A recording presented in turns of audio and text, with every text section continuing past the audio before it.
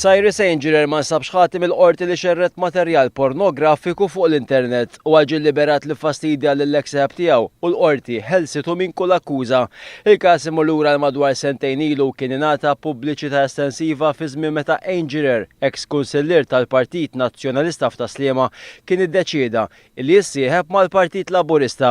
Ma' News, Cyrus Angerer jirrakkonta żmien diffiċli li għadda minnu f'dawn l-aħħar sentejn qabel is-sentenza tal-lum.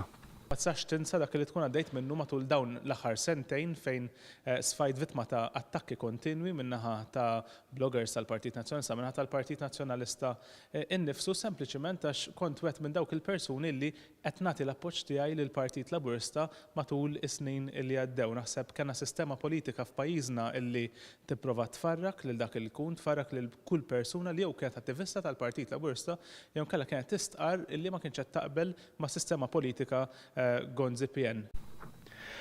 L-ex-kunsillier nazzjonalista f'Taslima kien ġie akkuża b'dawn l-akkużi 10 tie wara li kien irriżenja mill-Partit Nazzjonalista u ingħaqad mal-Partit Laburista. Dan meta l-ex-ħab tiegħu Marvin Camilleri kien allega li Cyrus Angerer kien xerret ritratti ta' natura konfidenzjali li sħabu fuq ix-xogħol. Il-każ wasal quddiem il-qorti minħabba li l-Pulizija sostniet li l-akkużi kienu seri u dan minkejja li Marvin Camilleri kien waqqa l-akkużi fil-konfront ta' Cyrus Angerer.